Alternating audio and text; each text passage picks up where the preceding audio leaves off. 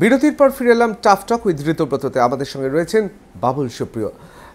বাবুলদা, যে প্রসঙ্গে আমরা আলোচনা করছিলাম, তোমাকে যে প্রসঙ্গে এতক্ষণ তো তৃণমূলের কথা শুনলাম এবং গুণকীর্তন শুনলাম তৃণমূলের তোমার মুখে, এবং আমার মনে হয় আমাদের দর্শকও শুনলেন। এবার একটু বিজেপির ব্যাপারে আসি। তুমি যখন আগেরবার 5 বছর আগে দাঁড়িয়েছিলে তখন এত মানুষের ভিড় ছিল না বিজেপিতে। এখন বিজেপিতে অনেকে চলে এসেছেন, মুকুল রায় চলে এসেছেন তৃণমূল থেকে, অর্জুন সিং জয়েন করে গেলেন, অনেক ভিড় এখন। তা একদিকে অর্জুন সিং বা এই নতুন নবাগত বিজেপি যারা তৃণমূলের পোড়ো খাওয়া, আবার অন্যদিকে তোমরা পুরনো বিজেপি। আমি পুরনো বিজেপি এই কারণে বলছি, তুমি 5 বছর জিতেছো। আবার এখন মুকুল রায় রয়েছেন, দিলীপ ঘোষ রয়েছেন, রাহুল সিনহা রয়েছেন, আরও অনেকে রয়েছেন, শ্রমিক ভট্টাচার্য রয়েছেন। এই যে এত নেতা, এবং তোমার অত্যন্ত বন্ধু রূপা গাঙ্গুলি রয়েছেন, লকেট রয়েছেন, তা এত নেতা, তা ভেতরের লবিটা কীরকম হচ্ছে? এবার তো নাকি মুকুলরাই সব কিছু করছে। ভাই, আমি এসবের মধ্যে নেই। আমার সবাইকার সঙ্গে আমি হাসি মুখে বললাম, সর্টেড আউট হয়ে আমি বাড়ি থেকে বেরোই। আমার বেরোতে একটু লেট হয়, তার কারণ আমি হোমওয়ার্ক করে কাগজপত্র সব রেডি করে আমার দিনটাকে প্ল্যান করে বেরোই। আমি কোনো লবির মধ্যে নেই, হ্যাঁ, কোনো লবির মধ্যে নেই। আমার কাছে দিলীপ দাও যা, মুকুল দাও তা, রাহুল দাও তা, হ্যাঁ, রূপা গাঙ্গুলি এবং আমার বহুদিনের বন্ধু। কাজেই আমার মনে হয় যে একটা দল, এই বিজেপি তো বিগত 5 বছরে পশ্চিমবঙ্গে হুড়ুড় করে বাড়ছে, তো অবভিয়াসলি অনেক মানুষ বিজেপিতে জয়েন করবে, তারা করছেও। তো সেখানে যদি একটা দল বড় না হয়, যদি বহু মানুষ, ভালো নেতা যদি দলে না আসে, তাহলে আমি যদি কালকে পাওয়ারে আসি, হ্যাঁ, আমরা যদি পাওয়ারে আসি, তাহলে তো আমার সামনে অ্যাটলিস্ট 30টা অত্যন্ত ভালো কোয়ালিফাইড মানুষ থাকা দরকার, যাদের মধ্যে থেকে তুমি 20 জনকে মন্ত্রী হিসেবে বেছে নেবে, তাই তো? তো সেই দলটা যে তৈরি হচ্ছে, দলটা যে বাড়ছে, সেটা তো খুব ভালো কথা। আর মুকুলদাকে একবার নিজেই জিজ্ঞেস করে প্লিজ দেখো যে মুকুলদার বিজেপিতে আসা নিয়ে আমার কি ভূমিকা ছিল বা কী প্রতিক্রিয়া ছিল, সেটা আমার মনে হয় একবার জিজ্ঞেস করলেই জানতে পারবে। দিলীপদার সঙ্গে আমার ব্যক্তিগত বলে, আমি বোধহয় একমাত্র দিলীপদার সঙ্গে তুমি বলে কথা বলি। তো অনেক সময় এই যেমন আজকে একটা বিনা কারণে একটা দেখছি যে চারদিকে একটা কন্ট্রোভার্সি হচ্ছে। সেটা হচ্ছে সকালবেলা আমি যখন বারাসাতে কোর্টেই যে এত কেস টেস আমাকে দেওয়া হয় না, তার জন্য বেল নিতে হয়, অ্যাপিয়ার করতে হয়, আমি যাই, সবাইকার সঙ্গে দেখা টাকা হয়, একটু নতুন জায়গায় যাওয়া হয়।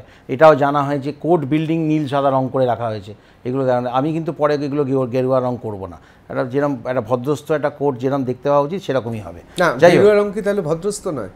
না না না না, কোনো পলিটিক্যাল যে কালারটাকে সঙ্গে একটা পার্টিকুলার পলিটিক্যাল পার্টিকে, সাংবাদিকের মতো প্রশ্ন করলে, কিন্তু যে মানে ভালো সাংবাদিক, যাই হোক, যে কালারটার সঙ্গে একটা পার্টিকুলার পলিটিক্যাল পার্টি একাত্ম হয়ে যায়, যেমন নীল সাদা, আকাশের রং, জলের রং, তাই তো, মেঘের রং, তো সেটা দিদি নিজের করে নিয়েছেন। এমনকি ট্রাফিক লাইটেও হলদে কালোটা নীল সাদা হয়ে গেছে, দুদিনে কালো হয়ে যায়।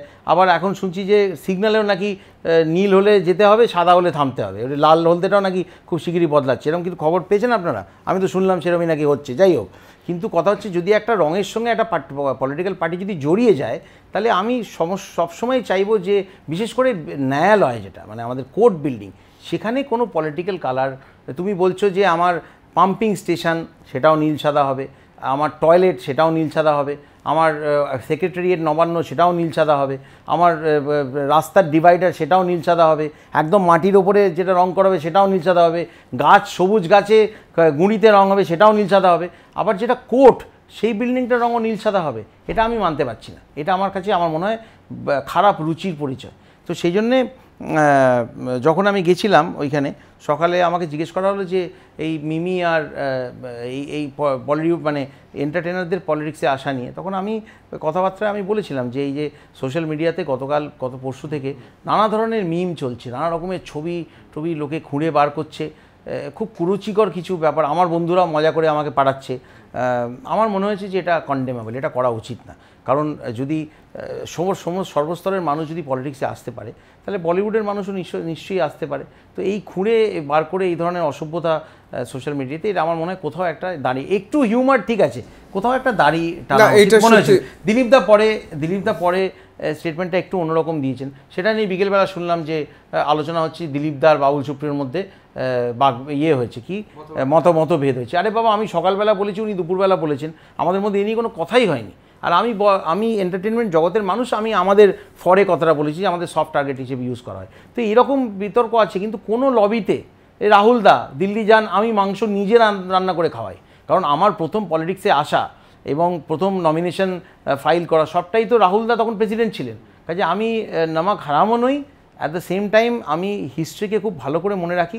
কিন্তু আমি ওই একটা জিনিস বলতে পারি যে আমি ওই বিনা কারণে কোনো লবি ক্রিয়েট করে নিজের সময় নষ্ট করার যে ব্যাপারটা, সেটা আমি সত্যি করি না ভাই, আমার তো সময় নেই। না, আমাকে এটা বলতে হবে, প্রশ্নটা যেমন সাংবাদিক সুলভ ছিল এবং ভালো বললে, উত্তরটাও খুব ভালো, শুধু ভাবতে হবে আমাদের দর্শকদের এটা নেতার মতো উত্তর দিলেন না। আমি একদম সত্যি কথা বলছি, বিশ্বাস করো, আমার সত্যি কোনো লবি নেই। আমি যতটা কমফোর্টেবল এবং যখন মতভেদ হয়, যতটা আনকমফোর্টেবল রাহুল সিনহার সঙ্গে ততটাই ভাব, এবং যখন মতভেদ হয় সেটাই তো পলিটিক্যাল পার্টির মধ্যে। এটা তো তৃণমূল নয় যে দিদি যেটা বলছে তার বাইরে কিছু বলা যাবে না, নেত্রী যা বলছেন, দিদি যা বলছেন সেটাই হবে, মানে সব কিছুই ওনার অনুপ্রেরণায় হবে। তো সেটা তো নয় আমাদের পার্টিতে। তো একটা 10 জন লোক যখন বসছে তখন তো মতভেদ হতেই পারে। কোনো মানুষের পার্টিতে জয়েন করা নিয়ে দিলীপদার মত থাকতে পারে, আমার মত নাও থাকতে পারে। তো এই পছন্দ অপছন্দ করার জায়গাটা বিজেপিতে আছে, সেই জন্য আমাদের মধ্যে মতভেদ হওয়া উচিত, হয়ও, কিন্তু তার মানে এই নয় যে কোনো একটা পার্টিকুলার লবির সঙ্গে আমি ক্লোজ আর অন্য কোনো লবির সঙ্গে আমি ক্লোজ নই। এমনকি ইয়াংস্টারদের মধ্যে জিজ্ঞেস করে দেখো, বিজেপির যারা ইয়াংস্টার আছে তাদের সঙ্গে প্রত্যেকের সঙ্গে আমার বেশ মজার সম্পর্ক। কোথাও আমি গম্ভীর কেন্দ্রীয় মন্ত্রী হিসেবে অফিসে ঢুকি না। কখনো ভেবেছিলে কি কেন্দ্রীয় মন্ত্রী হবে আগে? I always dreamed big. এবং আমি ছোটো থেকে, যবে থেকে এই স্ট্যান্ডার্ড চার্টার্ডের, এখানে এখন আমার বেডরুম থেকে দেখা যায়, যবে থেকে স্ট্যান্ডার্ড চার্টার্ডে বাবার সঙ্গে মারামারি করে সকালবেলা 18 টাকা কুলিকে দিয়ে গীতাঞ্জলিতে বসেছিলাম বম্বে যাওয়ার জন্য, তখন থেকেই আমি বুদ্ধদেবের, আমি মন্দিরে যাই না, ভগবানকে কোনো রকমের ঘুষ দিই না যে 100 টাকা দিলে ভোটে জিতিয়ে দিলে সোনার চেন দেবো। মা এসব করে শুনেছি বিভিন্ন আলাদা আলাদা ঠাকুরের কাছে, কারোকে মুকুট, কারোকে চেন, কারোকে টাকা, কারোকে ছাগল, এসব অনেক মা সব সেটিং করে রেখেছে, আমি করি না। আমার খুব ক্লিয়ার ব্যাপার, বুদ্ধদেবের একটা ওয়ার্ড ছোটো থেকে আমি ক্লাস 12 ইয়ে থেকে আমি মানি, সেটা হচ্ছে যে mind is everything, you become what you think you can become. আসানসোলের ক্ষেত্রে কি মনে হচ্ছে আগের বারের তুলনায় এবার তো পুরো জিনিসটা বদলে গেছে? কিছু বদলে গেছে এই কারণে যে লেফট যে পরিমাণ ভোট কেটেছিল সেই পরিমাণ ভোট তো লেফট কাটতে পারবে না। অন্যদিকে মলয় ঘটক এবং দোলা সেন, যে সম্পর্কে আমরা সবাই জানি যে তৃণমূলের মধ্যে একটা অন্তর্দ্বন্দ্ব ছিল বলে শোনা যায়, তার ফায়দা লুটেছিলেন আর কেউ নয়, বাবুল সুপ্রিয়। এবার তো হবে না, এবারে আমি আমার কাজের ফায়দা লুটবো না ভাই। আগের বার তো আমি নতুন ছিলাম, ঋতুব্রত নতুন ছিলাম, আমার কোনো পলিটিক্যাল ব্যাকগ্রাউন্ড ছিল না, ওটা তো আমার ভাগ্য। যদি তুমি মনে করো যে স্টার পাওয়ারে আমি জিতেছি, মোদিজির হাওয়া ছিল, অবভিয়াসলি আমাকে হেল্প করেছে, ফেয়ার এনাফ। আমি তো পলিটিক্স করিনি যে আমি আসানসোলে পলিটিক্যাল এমপি হয়ে মন্ত্রী হওয়ার জন্য আমি ক্রেডিট নেবো। আই ফট ভেরি হার্ড, যেখানে যেখানে আমার বিরুদ্ধে এরা অন্যায় করেছিল আমি রুখে দাঁড়িয়েছিলাম, পুলিশ হোক যাই হোক, সেখানে আমি রুখে দাঁড়িয়েছিলাম। আমি আমার ছেলেদের সঙ্গে ফ্রন্ট থেকে লিড করেছি, কখনো পেছনে থাকিনি। ইট খেয়েছি, গোলাগুলি খেয়েছি, আমি সব জায়গায় খেয়েছি। বলেছিল যে অমুক জায়গায়, আমাকে রোজ ভয় দেখানো হতো, পুলিশ এসে বলতো অমুক জায়গায় ক্যাম্পেইন করতে যাবেন না, ওখানে এত বুলেট পাওয়া গেছে। ঠিক আছে, আমি বুলেটে করে দাঁড়িয়ে গেছি, তো বুলেটে দাঁড়িয়ে বুলেট চালিয়ে গেছি। এবারও আমার দিল্লি থেকে বুলেটটা আমি নিয়ে এসেছি, বুলেট যে র্যালি হয় তাতে আমারটা চালে। আমার কথা হচ্ছে যে আমরা তো গতবার দেখেছিলাম, এটা আমাকে বলতেই হবে, গতবার দেখেছিলাম বাবুল সুপ্রিয় মদ্য অবস্থায় ছিলেন, মদ খেয়েছিলেন, বাবুল সুপ্রিয় অস্ত্র পাওয়া গেছে, এগুলো তো আগের বার। আরে বাবা, কিন্তু আমি যে টিটোটালার সেটা তো সারা বিশ্ব জানে। আমার বাড়িতে, এমনকি বিশ্বও জানে, আমার পাড়াতে পান ইন্টেন্ডেন্ট, আমার বাড়িতে মানে কি বলবো, বন্ধু বান্ধব যখন আসে, এই যত সিঙ্গাররা আসে, আগে আমি যখন, যেহেতু আমার বাড়িতে আমি ড্রিঙ্ক করাতাম না, অভিজিৎদা সব নিয়ে আসতো, ব্যাগ করে সব নিয়ে আসতো। পরে আমি একটা দারুণ বার বানিয়েছিলাম, কিন্তু আমি কলেজ লাইফে সব মজা করে নিয়েছি। আমি 1992 ডিসেম্বর থেকে আমি মানে ছুঁই না, এমনকি শ্যাম্পেন নিজের বার্থডেতেও খাই না। তো সেটা আলাদা কথা। এখন আর্মস অ্যাক্ট, আমি তো ছোটো থেকেই আর্মস ইউজ করছি ভাই, আমার লেফট আর্ম আর আমার রাইট আর্ম। তো হঠাৎ এই বয়সে আর্মস অ্যাক্ট দেওয়ার মানেটা কি? ওটাও বোধহয় ওয়ান অফ দ্য একটা ছিল বোধহয় কেস, যেটার জন্য আজকে আমার সকালে অ্যাপিয়ার করতে হলো। আর 14 সালে তো সত্যি আমার কোনো পলিটিক্যাল ব্যাকগ্রাউন্ড ছিল না, কাজে এইসব ইকুয়েশন যেগুলো তুমি বলছো, আমি not a hypocrite, maybe they played a part, but এটাও তো ঠিক ত্রিমুখী প্রতিযোগিতায় আমি যথেষ্ট 72,000 ভোটে হারিয়েছিলাম। এবারে তো আমি কাজ করেছি, তো তুমি কি বলতে চাইছো যে আমি কাজ করেছি বলে হেরে যাব? সেটা তো হতে পারে না। যদিও পশ্চিমবঙ্গে ভোট দিতে দেওয়া হয় না বলে অনেক সময় হিসেবে রোলপাট হয়, কিন্তু এবারে তো চাপ্পা পুলিশ থাকবে, এবারে তো গলিতে সেন্ট্রাল পুলিশ থাকবে। দেখি না কি তৃণমূল করে, কে পাঁচন খাওয়ায় আর কে কি যেন আমাদের কি নকুলদানা খাওয়ায়, সেটা দেখে নেবো ভাই।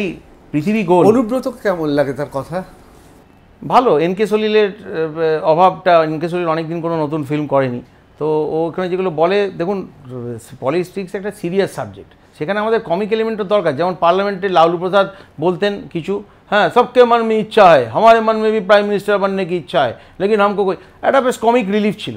অনুব্রতকে ধরুন বড় বড় টিভি চ্যানেল ওর ইন্টারভিউ নিচ্ছে, হ্যাঁ নিশ্চয়ই কোনো মাথায় অক্সিজেন না পৌঁছানোর কিছু বেনিফিটও তো আছে।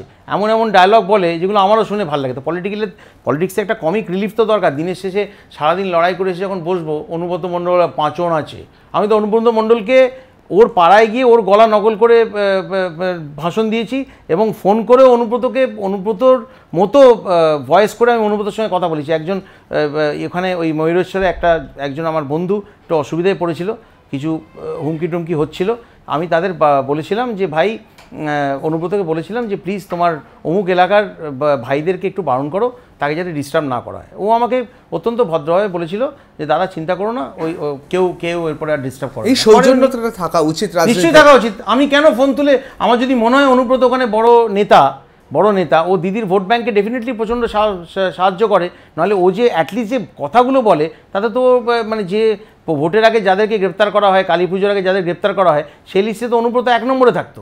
তো ও অনুব্রত থেকে হনুব্রত হয়েছে, তার কারণটাই হচ্ছে, মজা করেই বলছি, ও বাবুলকে কাবুলও বলতে পারে, আমার কিছু এসে যায় না, হিউমারের একটা জায়গা আছে। নিশ্চয়ই হয়েছে বিকজ দিদিকেও হেল্প করে, ও বলে দেয় যে অমুক লোককে আমি জিতিয়ে দেবো। কিন্তু প্রশ্ন হচ্ছে যে আমরা কি পশ্চিমবঙ্গে বুথ ম্যানেজার হিসেবে মানে রিয়েলি ইন্টেলিজেন্ট লোককে চাই, নাকি অনুব্রত মণ্ডল যে প্রচণ্ড ইন্টেলিজেন্ট অথচ ওয়েটা হচ্ছে ইটালিয়ান মাফিয়ার মতো, এটা কি আমরা চাই? এইটা মানুষকে ভাবতে হবে। এইটাই হচ্ছে গণতন্ত্রকে ফিরিয়ে আনার সবচেয়ে বড় লড়াই। আসন্ন লোকসভা নির্বাচনে ভারত কি চায়, বাংলা কি চায়, কি ভাবছেন বাবুল, জানবো, কিন্তু তার আগে একটা ছোট্ট বিরতি নিয়ে নেব।